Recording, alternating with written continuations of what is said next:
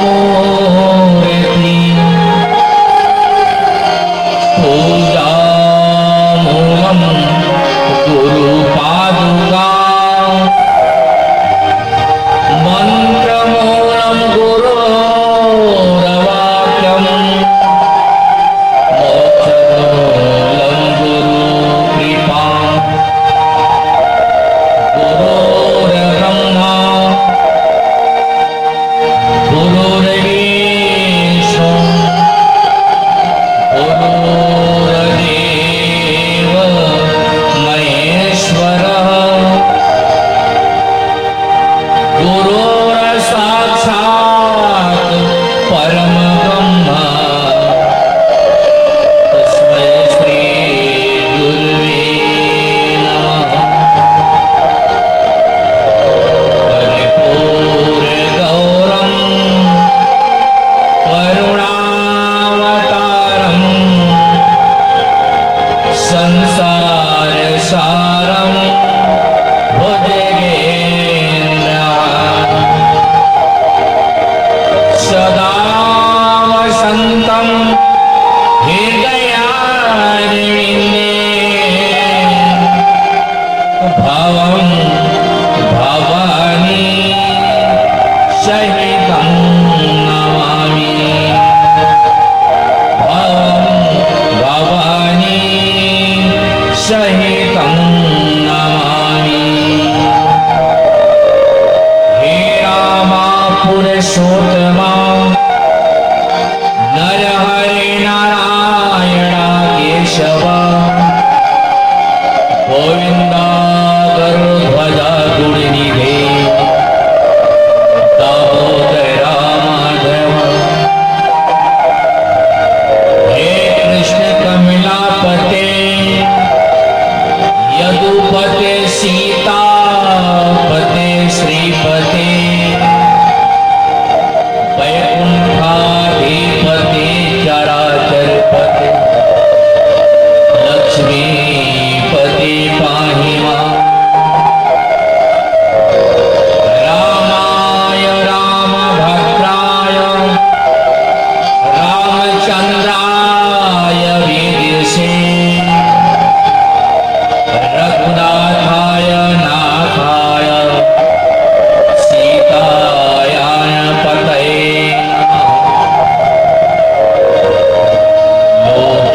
लोकाभिरामं रणरङ्गधीरं राजीवनेत्रं रघुवंशनाथम्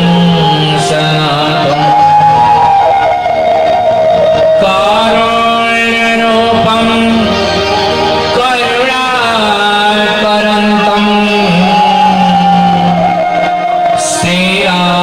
श्रीरामचन्द्रं शरणं प्रपद्ये।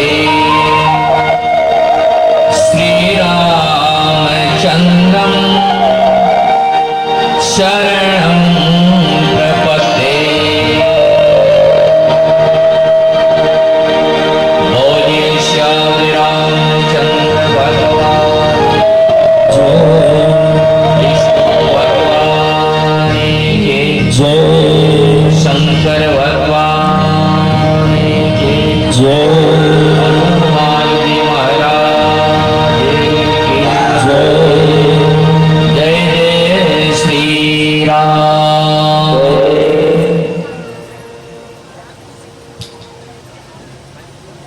आज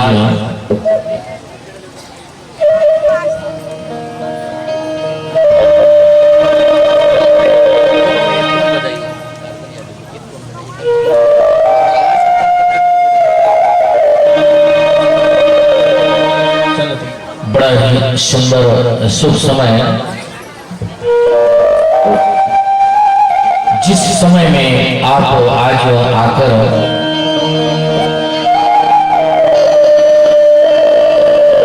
इस गंगा रूपी जो नदी है, इस नदी में शरीर प्रवाहित कर रहे हैं। बंधुओं, कवि कहते हैं कि मनुष्य के कई जन्म जन्मांतरों का जब उदय होता पुण्य एक होता है। जिनके सिरों में माता पिता का आशीर्वाद, पुरखा प्रभुत्व का आशीर्वाद और गुरुओं की कृपा, गुरु के समान मित्र का प्रभाव, एक चार बिंदु होता है। जब ये चारों क्षेत्र एक हो जाते हैं तब कहीं जाकर यह सुंदर भगवान का चरित्र को सुनने समझने का अपने जीवन जिंदगी में शुभ अवसर प्राप्त होता है।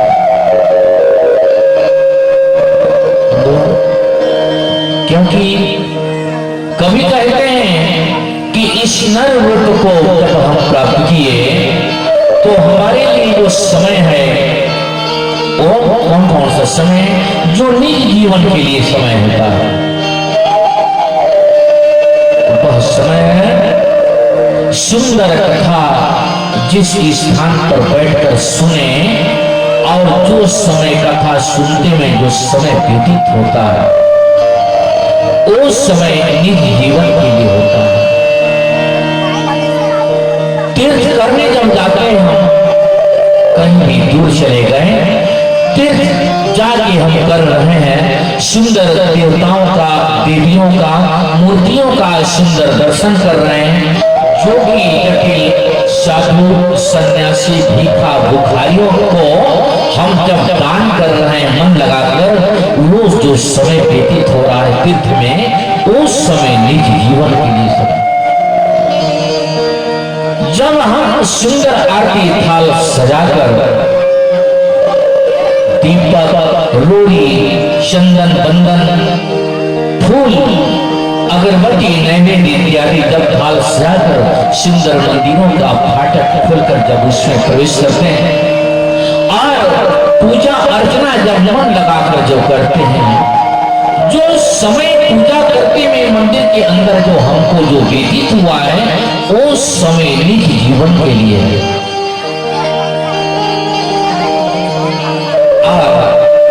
बाकी जितना भी जो समय है उस सारे परिवारों के लिए, घर बनाना है, कुएं बनाना है, बावली बनाना है, इधर चलो उधर उठो नीचे जाओ, ऐसे करो वो करो, ये सारी जो ये चक्की जो पिस रहा है, ये प्रपंच का जो चक्की है, ये दूसरों का समय है।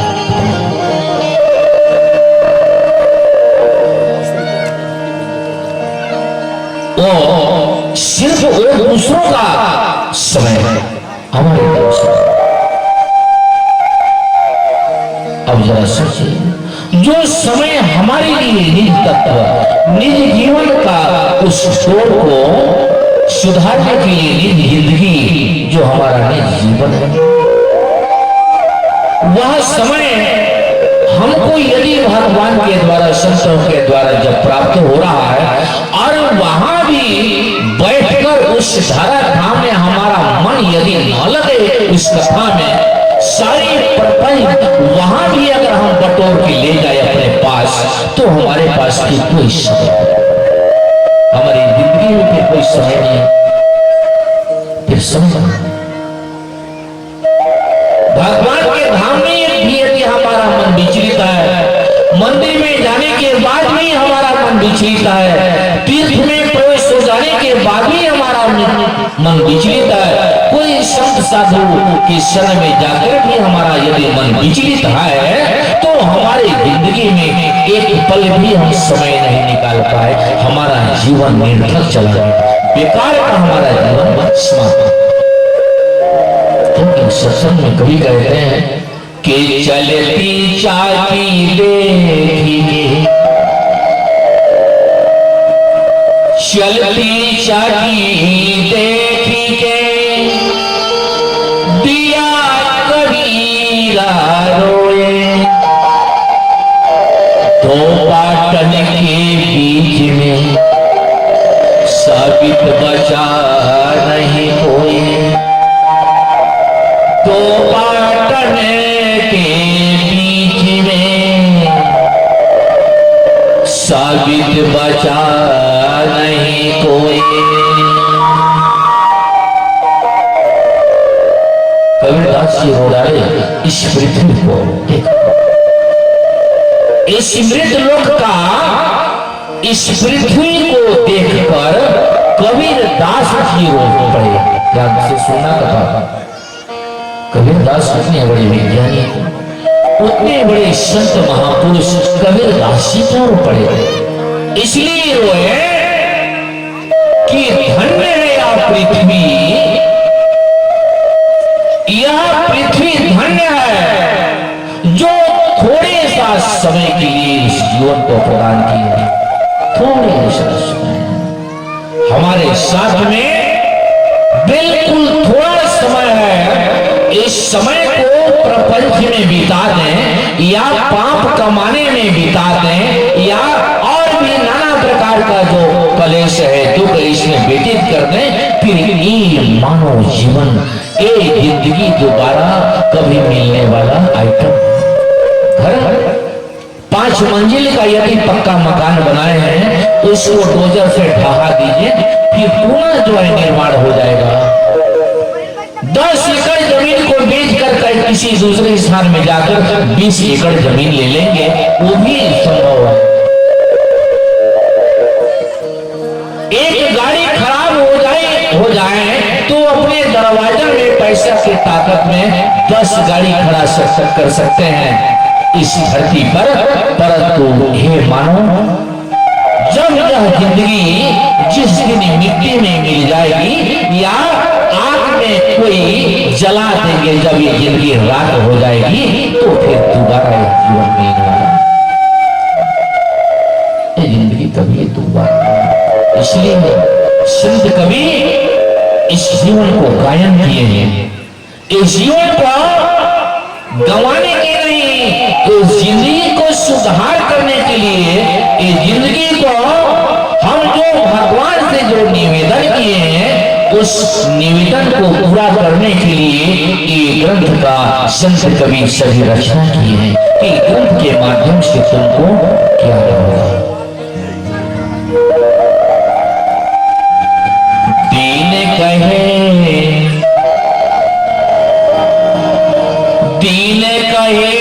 धनवान सुखी,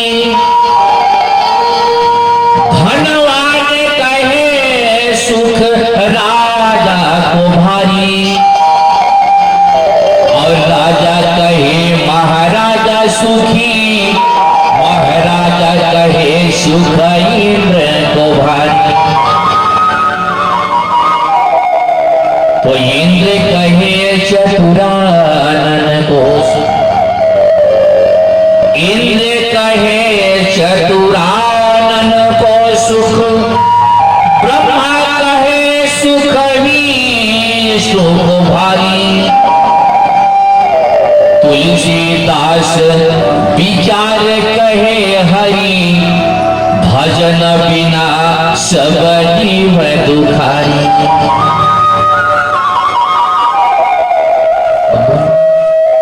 भगवान के भजन के बिना, भगवान के सत्संग के बिना, भगवान के भक्ति के बिना इस जीवन को सुख कभी, क्योंकि सुख का इस धरती पर कोई दुकान नहीं है जो घुस जाने में सुख मिलेगा। सुख का ताल्लुक, सुख का धागा ज्यादा संपत्ति वाले जो व्यक्ति, संपत्ति से इस सुख का धागा नहीं जुड़ा है। सुख का धागा सुंदरता से नहीं जुड़ा है। सुख का धागा ज्यादा परिवार से नहीं जुड़ा है। सुख का धागा ताकतवर व्यक्ति से नहीं जुड़ा है। सुख का धागा तो सिर्फ सत्संग से जुड़ा हुआ है। बराबर सुख का धागा सत्संग से जुड़ा गया है। तो आज इस धरती पर कितने कितने जगह आज भूमंडल में आप लोग देखते होंगे, हमारे माताएं बहनें आए, हमारे बुद्धिजीवी आए हैं, हमारे रामचरितमानस के कुछ प्रकार विद्वान के बाहर से आज इस धरातल पर 3 प्रकार के कथा सीखने के लिए आते हैं। कितने प्रकार? 3 प्रकार। तो अब मानव को तो एक सांचे में भगवान ने बनाया। अरे जितने भी जो पुतला यहाँ जो बैठा हुआ दिखाई दे रहा है, सबको भगवान ने एक ही सांचा में बनाया। चाहे कोई भी जाति हो, कोई भी धर्म को मानने वाला हो, कोई भी समाज हो, उनको भगवान को आप क्या खाते हैं, क्या पीते हैं, आप कौन से जाति हैं, आपका घर छोटा है या बड़ा है, आप बनी करते हैं या ड्यूटी करते हैं, उससे कोई आवश्यकता नहीं। आप कुछ भी करते हैं, आप पता नहीं क्या करते हैं, उससे उनको कोई आवश्यकता नहीं। भगवान को तो सिर्फ आवश्यकता है कि तुम मेरे बनाए हुए एक मनुष्य हो और तुम मेरा ज्ञान का इस धरती पर जाकर प्रचार करो, बस। तो आज कथा सुनने के लिए आते हैं 3 प्रकार। पहला का नाम है श्रोता, दूसरे लोगों का नाम है श्रोता और तीसरे का नाम है सोता। व्यक्ति था, एक आदमी था और वो 3 मूर्ति बेचने के लिए आया किसी गांव में। ध्यान से सुना, 3 मूर्ति। तो तीनों मूर्ति का लंबाई, चौड़ाई, ऊंचाई और रंग एक ही था। और एक गांव में वह मूर्ति बेचने के लिए आया, तो उस गांव में एक बहुत बड़ा चालाक व्यक्ति था। वो उस मूर्ति जो बेचने वाला जो व्यक्ति, उसको बुलाया अपने घर में, चले आओ भाई, आओ, चले आओ। और जब वहां आया तो बोले, बताओ ये मूर्ति का कितना कीमत है। वो बेचने वाला भी चतुर था। बोले, देखो भाई, एक मूर्ति का कीमत है 5000 और दूसरे मूर्ति का कीमत है 3000 और तीसरे मूर्ति का कुछ भी कीमत नहीं है, चाहे आप जो दे देना उससे मैं ले लूं।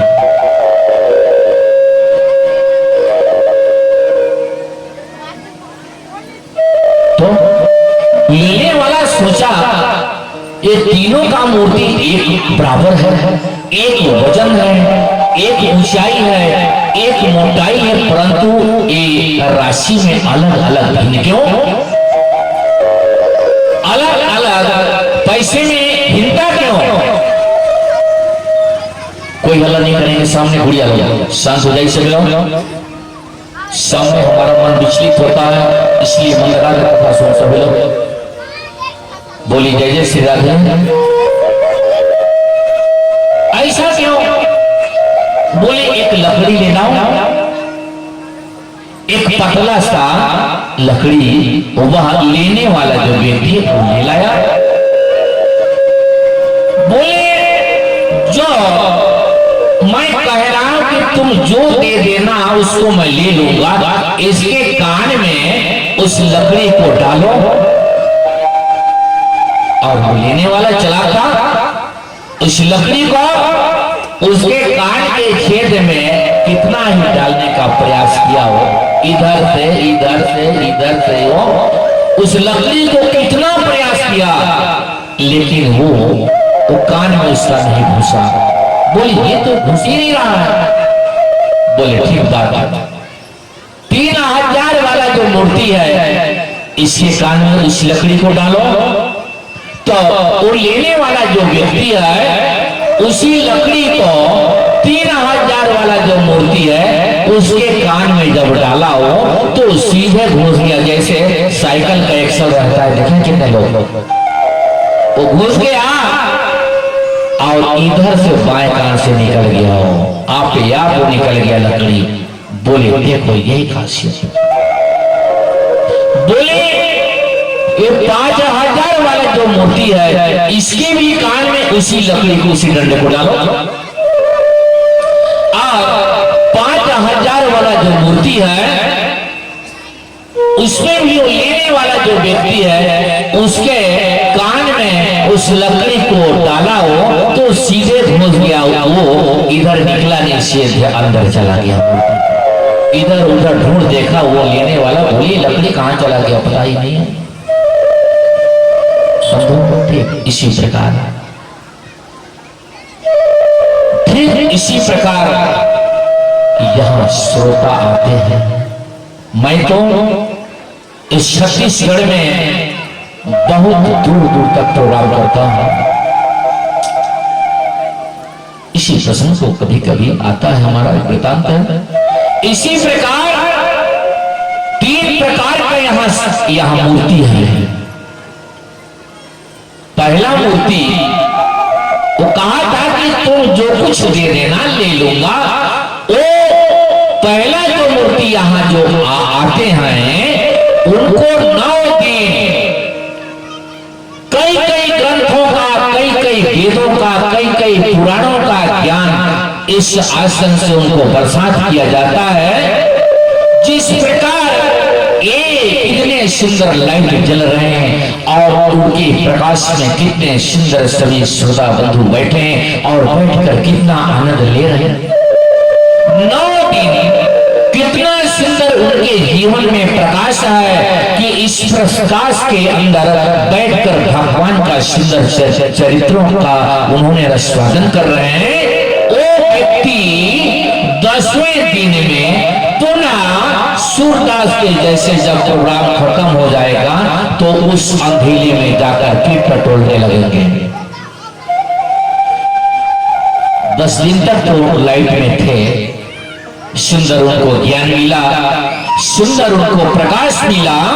लेकिन जैसे कार्यक्रम खत्म होगा, जहां वो मूर्ति सूरदास की भांति टटोल रहा था, अज्ञान के कारण अटपटान काम करना, अटपटान रास्ते पर चलना, अटपटान भोजन पानी, ये 9 दिन का कथा सुनने के बाद फिर वो मूर्ति उसी घर में जाकर फिर घुस जाएगा। ये पहला मूर्ति है। वो कभी त्याग नहीं करेगा अपना कुमार्ग रास्ता को, अपना खान पान को कभी नहीं बदलाव करेगा वो, क्योंकि वो ऐसा मूर्ति है। 9 दिन कथा सुनने के बाद भी सूरदास की भांति अंधेला काल कोठरी में जाकर सूरदास जैसे ही वो टटोलने लगेगा 10वां दिन में। उसको एक कथा समझ में नहीं आएगी, एक कथा उसको समझ में नहीं आएगी। वो भी मूर्ति यहां आते हैं। दूसरे नंबर का मूर्ति भी आए हैं। वो कथा सुनते तक इतना उनको आनंद आएगा, कथा में इतना सुंदर सत्संग में उनको आएगा, इतना सुंदर उनको भजन में आनंद आएगा, वो यहाँ बैठते तक वो भाव में विभोर हो जाएगा। सुंदर सारा चिंतन हर बात को त्याग देगा कुछ समय के लिए। इतना सुंदर मन लगाकर कथा सुनेगा, इतना सुंदर भाव विभोर हो जाएगा वो कि उनका ध्यान सिर्फ कथा में ही रहेगा। परंतु वो दूसरे नंबर का मूर्ति है। कथा समाप्त हो जाने के बाद जैसे गेट से बाहर होगा वो, और ये कान से वो धीरे से निकल जाएगा, रुकेगा, क्योंकि वो भी भगवान का कृपा है। आज लोग कहते हैं कि महाराज मैं खूब नर्क करता हूँ, शराब कितना भी छोड़ने का प्रयास करता हूँ, महाराज जी कोई जड़ी हमको खिला लीजिए, कोई उपाय बतलाइए। तो आज कुछ ढोंगी गुरु हैं, ढोंगी विद्वान है, अटपटा जो इधर उधर करने वाले हैं, वो बोलेंगे फलाना जड़ी दे दूंगा, 11,000 जमा करना पड़ेगा, 5,000 जमा करना पड़ेगा, तुमको ये करना पड़ेगा, वो करना पड़ेगा। वो भगवान का दंड है, याद रखो, वो भी भगवान का दंड है। वो कभी भी पत्नी को त्याग कर सकता है, पत्नी को त्याग देगा, पुत्री को त्याग देगा, पुत्र को त्याग देगा, घर को त्याग देगा, गांव लेकिन शराब को वो कभी नहीं त्याग सकता। बताओ कहीं वो शराब को कभी नहीं त्याग सकता। ये भी भगवान का पूर्व जन्म का दिया हुआ दंड है, याद रखना। ये भी भगवान का ही दंड है। वो क्यों सुधरेगा? उनको भगवान उनके मस्तक पर लिख दिए कि जब तक तुम जियोगे धरती में तब तक तुमको पाप करना पड़ेगा। एक ड्यूटी तुम्हारे लिए दिया गया है, जब तक तुम जिंदा रहना धरती पर तब तक इस कोमल कोमल हाथों से तुमको पाप करना पड़ेगा। तुम कभी भी संत साधु का जो बात है कभी भी तुम्हारे यहाँ दिमाग को नहीं घुसेगी, याद रखना। तीसरे नंबर का जो मूर्ति है, इस कथा को सुनकर अपने जीवन में यदि कुमार का रास्ता पर चल भी रहा था, वो आज इस कथा को 9 दिन तक सुनकर अपने जीवन को सार्थक बना लेगा, अपने परिवार को सार्थक बनाएगा, बुद्धिजीवी बनाएगा, ज्ञानवान बनाएगा, अपने घर को मंदिर बनाएगा, घर में दूषित भोजन को मना करेगा, अटपटा खान पान को मना करेगा, अटपटा बोली बर्ताव को मना करेगा, अपने जीवन को मंदिर बनाएगा। यही इसलिए संत कवि कहें कि कोई तन दुखी कोई मन दुखी, कोई तन दुखी कोई मन दुखी, कोई धन बिन रहत उदास, थोड़े थोड़े सभी दुखी, सुखी राम का दास। बंधु, हमारे कांति बहिनी बतलाए कि आज भगवान राम इस धराधाम में आने वाले हैं। भगवान राम इस धराधाम में क्यों आए? क्योंकि जब जब हुई धर्म की हानि, बाढ़ी असुराधम अभिमानी। बंधु, जैसे जैसे धरती पर अधम कुमार्ग रास्ता, अभद्र रास्ता, पाप जब बढ़ जाता है तो कोई ना कोई रूप में ईश्वर इस धरातल पर आते हैं निवारण करने के लिए। आगे बढ़े।